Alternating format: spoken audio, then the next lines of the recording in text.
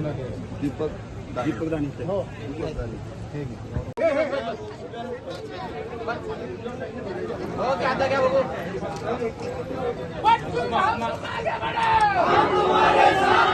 अरे बच्चू भाऊ तुम आगे बढ़ो, अपना भिड़ो, अपना भिड़ो। दोन राहिले ते कोणाचे आहे दोन ते यांच्याकडे आहे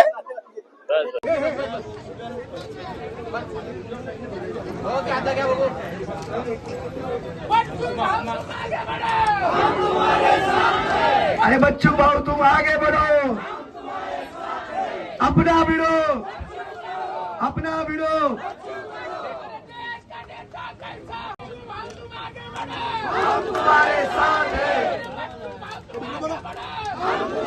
एक मंत्र होता, सगळ्यांना पोटाशी लावावे। निवळ अफजल खान मारला एवढाच इतिहास नाही, इथं आम्ही असणाऱ्या सर्व गोरगरीब कष्टकरी अडचणीत असणारे लोक आणि कष्ट करणारे लोक राज्याच्या तिजोरीच्या बाहेर नसले पाहिजे। आम्ही योजना आणल्या पाहिजे त्या कष्ट करणाऱ्यांसाठी। तुम्ही MIDCचे मंत्री आहे, रोजगार हमी योजना, प्रचंड कष्ट करणारा मजूर या महाराष्ट्राच्या कानाकोपऱ्यात आहे, पण भारत सरकार, राज्य सरकार नाही, भारत सरकार त्यांची मजुरी गेल्या 5 महिन्यापासून देत नाहीये। हक्काची मजुरी सुद्धा त्यांना भेटत नाही। कित्येक दिव्यांगांना 5-5 महिन्यापासून त्यांचं मानधन भेटत नाही। मी जेव्हा सभागृहात होतो तेव्हा अजितदादाला प्रश्न केला होता का आमचं मानधन दर महिन्याच्या 5 तारखेला का भेटत नाही। मग सचिवाचं मानधन 5 तारखेला भेटतं, आमदाराचं मानधन 5 तारखेला होतं, पण दिव्यांगांचं मानधन 4 महिने होत नाही। ज्याला 2 पाय नाही, हात नाही, डोळे नाही, त्याचा संसार कसा चालत असेल। काल भरतजी इथं एक बेडवर असणारा दिव्यांग होता, त्याच्या आई वडिला शहीद आला, 2 दिव्यांग एकाच घरी होते। जाग्यावरच संडास, जाग्यावरच बाथरूम, हलवता येत नाही, तरी आत्महत्याचा विचार आला नाही। जगण्याचं खऱ्या अर्थानं धैर्य त्यांच्या मनात होतं। बच्चू भाऊ म्हणे 1500 रुपयामध्ये यांची मलमपट्टी सुद्धा होत नाही। साधी स्वच्छता करावी शरीराची, एक दिवस स्वच्छता नाही केली तर सगळ्या घरात सुगंध येतो, राहू शकत नाही। अशा अवस्थेमध्ये जगणाऱ्या दिव्यांगाकडे आमचं सरकार छत्रपतीच्या विचाराला घेऊन त्याच्या घरापर्यंत गेलं पाहिजे, म्हणजे चांगलं सरकार आमचं म्हटलं जाईल। एकनाथजी शिंदेच्या माध्यमातून दिव्यांग मंत्रालय निर्माण झालं, त्यांना आम्ही नतमस्तक होतो, त्यांना धन्यवाद देतो आणि अभिमानानं त्यांचं नाव नेहमी आम्ही घेत राहतो। ज्याला डोळे नाही त्यानं आपल्या आईचा चेहरा पण पाहिला नाही। कसा रायगड असेल, कसा माझा छत्रपती शिवाजी महाराज दिसत असेल, त्या अंध अपंगांना माहित नाहीये, तरी तो छत्रपती शिवाजी महाराजांच्या पुतळ्याजवळ जातं आणि आपला फोटो काढतो, त्याच्यातच तो सार्थ समजतं जीवनाचं। डोळ्यातलं पाणी दिसत नाही पण चेहऱ्यावरचा आनंद मात्र लपत नाही। भारतजी मूकबधीर आहे, दिव्यांग आहे, पाय नसणारे आमचे मुकलजी, 2 पाय नाही आहे, ते कोकण विभागाचे प्रमुख आहे। अख्खा सगळा गाडा त्यांनी चालवला। साळुंके असन, आमचे बडे असल, त्यांची पत्नी चालती फिरती आहे आणि हे चालते फिरते पत्नीनं सुद्धा इथं दिवसभर काम केलं। पायनी म्हणून हे काम कसं करून मला आश्चर्य वाटत होतंय, पण माझ्यापेक्षा जास्त धावणारा दिव्यांग मी डोळ्यानं पाहतोय आणि नवीन प्रेरणा आम्हाला देत असतो। मला माहित आहे तुमची तळमळ, तुम्ही या दऱ्याखोऱ्यातलं नेतृत्व।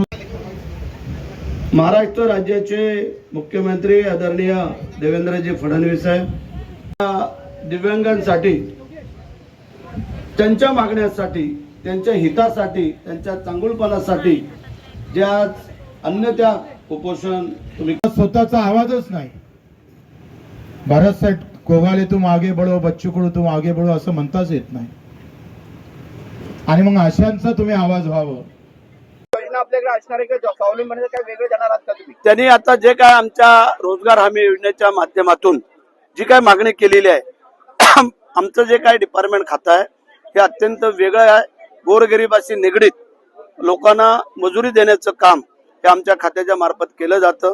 त्यामध्ये दिव्यांगांना काय करू शकतो, कारण ते बिचारे दिव्यांग असल्यामुळे की चांगल्या माणसाप्रमाणे धडधाकड असं काम करू शकत, परंतु त्यांची जी इच्छाशक्ती ही प्रबळ आहे आणि त्याला अनुसरून आम्ही काय करू शकतो की जेणेकरून त्यांना काही ना काहीतरी मजुरी मिळेल आणि त्याच्याने त्यांचं उत्पन्न होईल आणि त्यांचं घर सावरलं जाईल, कुटुंब सावरलं जाईल, स्वतःवरती त्यांना व्यवस्थित आणता येईल.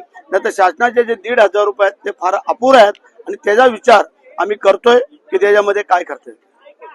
आज उपोषणा ठिकाणी बच्चू कडू यांचं अन्नत्याग आंदोलन चालू आहे. आपण भेट घेतली, काय आश्वासित केलं त्यांना भेट घेतल्याचं? मी आज माननीय एकनाथ शिंदे साहेबांचा निरोप घेऊन आंदोलनाच्या ठिकाणी मी आलो होतो. माननीय बच्चू कडू साहेब गेली अनेक वर्ष दिव्यांगांसाठी लढा देत आहेत. माननीय एकनाथ शिंदे साहेब ज्यावेळेला मुख्यमंत्री होते त्यावेळेला बच्चू भाऊंनी दिव्यांगांसाठीचे ऐतिहासिक निर्णय करून घेतले. त्यामध्ये सर्वात महत्वाचा निर्णय म्हणजे आपल्या भारत देशामधलं महाराष्ट्र राज्य पहिलं राज्य ठरलं की ज्यांनी दिव्यांगांसाठी वेगळ्या विभागाची स्थापना केली आणि त्या विभागाच्या माध्यमातून दिव्यांगांसाठीच्या योजना ह्या योग्यरित्या राबवणं.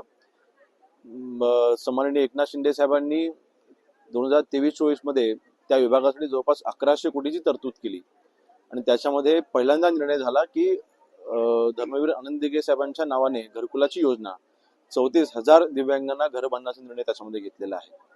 त्यानंतर अनेक जे निर्णय आहेत जे प्रलंबित आहेत, अनेक समस्या आहेत ज्याच्यावरती निवारण करणं गरजेचं आहे आणि त्याच्यावरती प्रकाश टाकण्याचं काम आज बच्चू भाऊंनी आज इथे केलंय. मी सन्माननीय शिंदे साहेबांच्या वतीने आज तेवढीच विनंती करण्यासाठी आज इथे आलो होतो की विश्वास ठेवावा. सन्माननीय शिंदे साहेब आपल्यासारखे संवेदनशील मंत्री आहेत आणि दिव्यांगांच्या बाबतीमध्ये सहानुभूती तर असलीच पाहिजे, परंतु माणुसकीच्या दृष्टीने दिव्यांगांकडे बघणं अतिशय गरजेचं आहे आणि तो गुण सन्माननीय शिंदे साहेबांकडे आहे. तो निरोप घेऊन आज मी आलो होतो की 5% निधी जो प्रत्येक ग्रामपंचायतीमध्ये दिव्यांगांसाठी राखीव असतो त्याचा वापर व्यवस्थितरित्या होत नाही. जिल्हा परिषदेला पंचायत समितीला 5% निधी हा दिव्यांगांसाठी आरक्षित असतो, तो देखील लढा बच्चूभाऊंनी दिला होता आणि 5% निधीचा उपयोग हा व्यवस्थितरित्या होत नाही, त्याचा दुरुपयोग केला जातोय, भ्रष्टाचार कधी होताना दिसतो. मग दिव्यांगांसाठीच्या या ज्या योजना आहेत त्याची अंमलबजावणी जर का होत नसेल तर नक्कीच हा प्रश्न उपस्थित होणारच आहे. अशा वेळेला ह्या सगळ्यांवरती निवारण करण्यासाठी पुढच्या 10 दिवसामध्ये बच्चूभाऊंसोबतच बैठक देखील लावली जाईल आणि आज ग्रामविकास राज्यमंत्री म्हणून, अन्ननगरी पुरवठा राज्यमंत्री म्हणून, अन्न आणि औषध प्रशासनाचा राज्यमंत्री म्हणून अनेक प्रश्न त्यांच्यासोबत बसून नक्कीच आम्ही ते सोडवू आणि दिव्यांगांसाठी आज त्यांनी जे इथे आंदोलन केलेलं आहे मी पुन्हा एकदा त्यांचे मी खरं तर आंदोलनाची वेळ येऊ नये परंतु मी त्यांचे आभार ह्याकरता मानतोय की आज ते जरी विधिमंडळामध्ये नसले तरी सुद्धा ते ज्या पद्धतीने लढा देत आहेत दिव्यांगांसाठी, महाराष्ट्रामधली ती एकमेव व्यक्ती आहे जी दिव्यांगांसाठी लढा देत आहे आणि म्हणून त्यांचे आभार ह्याकरता मानतो की सरकारला शेवटी जागृत ठेवण्याचं काम देखील कोणीतरी करावं लागतं आणि ते काम करतायत. मी त्यांचे आभार मानतो, परंतु त्यांच्या ह्या आंदोलनाला कुठेही अपयश येणार नाही. त्यांना सरकारकडनं ज्या अपेक्षा आहेत त्या अपेक्षा पूर्ण करण्याचं काम सन्माननीय एकनाथ शिंदे साहेब, महाराष्ट्र राज्याचे आमचे मुख्यमंत्री सन्माननीय देवेंद्र फडणवीस साहेब आणि आपले उपमुख्यमंत्री अजितदादा हे 100% करतील, आम्हाला विश्वास आहे. अर्थसंकल्पामध्ये किती दिव्यांगांसाठी निधी त्या ठिकाणी मंजूर केलाय आणि त्याची अंमलबजावणी केव्हापासून? जवळपास 450 कोटीचा निधी हा ह्या वर्षी दिव्यांग कल्याण विभागासाठी त्याची तरतूद झालेली आहे. परंतु नक्कीच जसा जसा निधी खर्च होतो तसा जुलैचं बजेटचं अधिवेशन होतं, पुरवणी अधिवेशन होतं, त्याच्यामध्ये पुन्हा वाढीव देखील तरतूद केली जाऊ शकते. त्याच्यामध्ये कुठेही निधी कमी पडणार नाही याचा शब्द सन्माननीय शिंदे साहेबांनी दिलेला आहे. लाडकी बहीण प्रमाणे दिव्यांगांना देखील म्हणजे लाभ मिळावा आणि त्याचप्रमाणे अंत्योदयमध्ये दिव्यांगाचं नाव यावं यासाठी एक गोष्ट मात्र नक्की आहे की मुख्यमंत्री लाडकी बहीण योजना ज्या वेळेला लागू झाली त्यावेळेला महिलांना आपण दरमहा आपण 1500 रुपये आपण देतोय. किंवा कलाकारांसाठी जे मानधन आहे ते आता मग 5000 रुपये आपण केलेलं आहे. तर अशा वेळी दिव्यांगांसाठी देखील भरीव निधी देणं अत्यंत आवश्यक आहे, कारण शेवटी 1500 रुपयामध्ये उदरनिर्वाह होत नाही. रोजगाराचे त्यांना कुठल्या संधी उपलब्ध नसतात आणि जे तीव्र दिव्यांग असतात त्यांना तर अजिबातच शक्य नसतं. कुटुंब त्याचं देखील घरामध्ये कधी कधी असं होतं की वयोवृद्ध आई वडील असतात आणि मुलगा हा दिव्यांग असतो. अशा वेळेला कमवणाऱ्या घरात कोण नसतं, त्या 1500 रुपयामध्ये कुठलाही उदरनिर्वाह होत नसतो. तर अशा वेळेस त्यांना आर्थिक भार 100% हा जास्त असला पाहिजे आणि मला वाटतं जर का निधी वाढवून दिला तर सरकारवरती काही जास्त आर्थिक भार देखील पडणार नाही.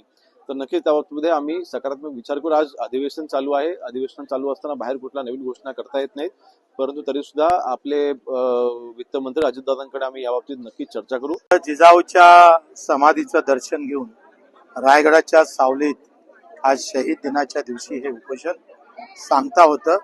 भरत सेठ योगेशजी कदम काल मुख्यमंत्र्यांनी जो फोन केला, शिंदे साहेबांनी केला, त्यांचे शब्द निश्चितच या भूमीत प्रमाण ठरेल आणि त्यांनी आल्यामुळं आम्हाला निश्चितच हे बळ आमच्या सर्व आंदोलनाला भेटलं आहे आणि या बळातून माझा दिव्यांग, माझा शेतकरी बांधव निश्चितच आश्वासित आणि त्याला कुठेतरी आनंद भेटेल.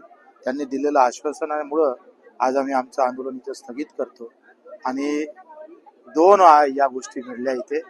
एक तर अन्नत्यागही होतं आणि दुसरं रक्तदान पण झालं.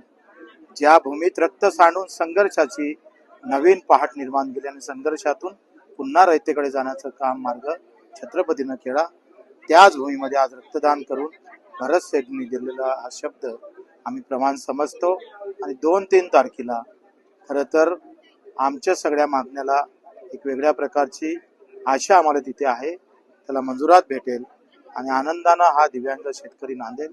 कारण इथं दिलेला शब्द हा रायगडाच्या पायथ्याशी या मातीत दिलेला शब्द आहे, तो शब्द खोटा ठरणार नाही असं नक्की मला खात्री आहे. आणि मग आजचं आंदोलन गेल्या 3 दिवसाचं माझा दिव्यांग बांधव कानाकोपऱ्यातून गडचिरोलीपासून तर प्रत्येक ठिकाणाहून इथं आला स्वतःच्या पैशानं, त्यांचंही मी आभार मानतो, त्यांना मानाचा मुजरा अर्पण करतो. आमच्या तानाजी मालुसरांचे वंशज ताई इथे आलेले आहे. अनेक चांगल्या गोष्टी इथे मिळल्या. या भूमीला आम्ही कधी विसरणार नाही. हे 3 दिवस मला रायगडाच्या पायथ्याशी राहता आलं, ह्याच्यासारखं भाग्य नाही आणि या भाग्यामध्ये माझं खऱ्या अर्थानं दिव्यांगाचं भाग्य उजळेल अशा अपेक्षा. शेवटच्या दिवशी आलेला आहात, नक्की काय मागण्या होत्या लोकांच्या आणि तुम्ही काय शब्द दिलाय?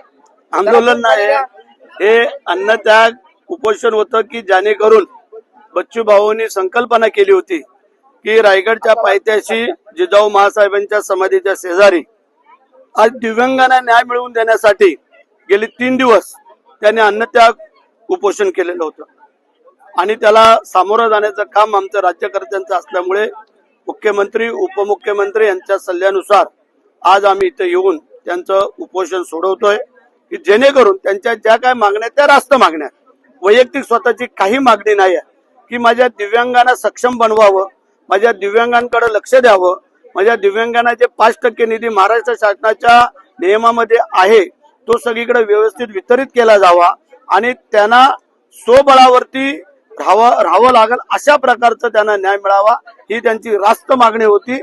काल मुख्यमंत्री उपमुख्यमंत्री यांची चर्चा करून आज आम्ही इथे आलेलो आहोत. योगेश कदम मगाशी येऊन गेला. काल आमचे कलेक्टर, SP, शिओ, प्रांत, तहसीलदार, इथले DYSP, पोलीस अधिकारी हे सगळे मंडळी काल भेटून करून गेलीत आणि आज मी प्रतिनिधी शासनाचा म्हणून इथे आलोय. मी आता त्यांचं उपोषण इथं स्थगित केलेलं आहे. 2 ते 3 तारखेपर्यंत मुख्यमंत्र्यांसमेत उपमुख्यमंत्र्यांसमेत त्यांची मिटिंग घेऊन ज्या त्यांच्या मागण्यात रास्त मागण्यात त्याला न्याय देण्याचं काम आम्ही महाराष्ट्र शासनाच्या माध्यमातून करू असे मी आज आश्वासित करतो.